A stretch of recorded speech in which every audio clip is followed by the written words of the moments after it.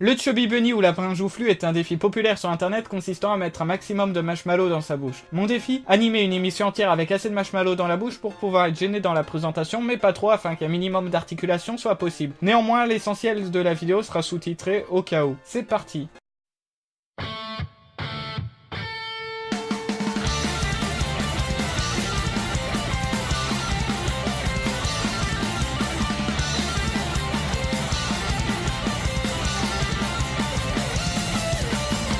Salut à tous et bienvenue dans ce nouveau Tout savoir sur le manga sur Oji Santo Marshmallow, et pour fêter ça... Marshmallow. Je sens que l'émission va complètement partir en couille. Allen, on parle pas la bouche pleine, on avale. Déjà, Oscar, ça vous avait pas manqué ça. Mytho, dans l'épisode avant, tu n'arrêtais pas de le chercher. Oji Santo Marshmallow est en animé 12 épisodes de 3 minutes diffusés de janvier à mars 2016 par le studio Creators Impact, à qui l'on doit Bernard Joe Iwaku, Kitaro Shonen no Yokai Niki et Bloody Wars. C'est un studio qui anime de nombreux projets de jeunes créateurs. Il en a de plus en plus, ce qui est très cool. Il a été réalisé par Noriyoshi Sasaki, qui s'occupe également de la seconde saison de Okusama Gaseto Kaicho.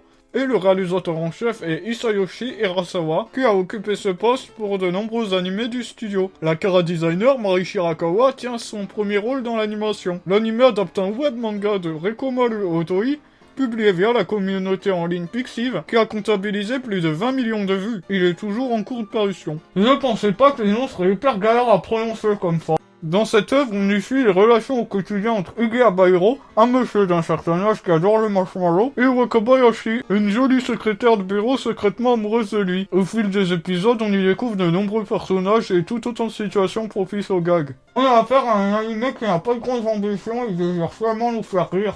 Ce qui marche, mention spéciale à l'épisode où apparaît le frère de Wakabayashi, qui est une petite perle de quiproquo et d'humour. Ou bien certains quiproquos téléphoniques avec leur boss, qui est pas trop mal. L'anime comporte pas mal de surprises.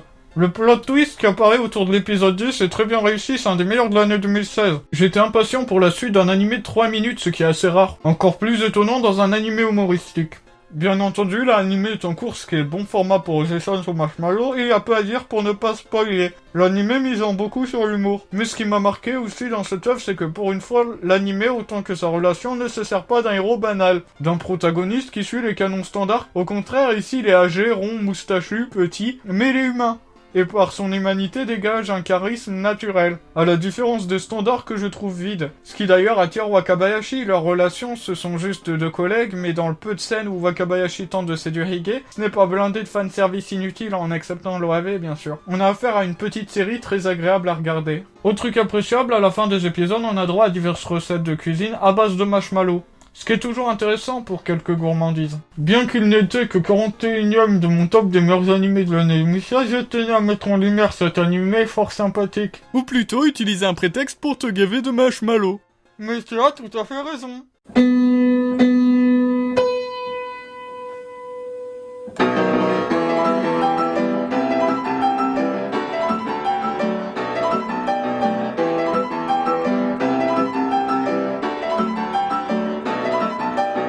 Attends, il sait qu'un truc se prépare et tout ce qu'il fait c'est bouffer des marshmallows au lieu de vous chercher?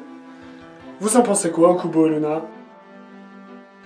Ah oui, c'est vrai, vous ne pouvez pas parler.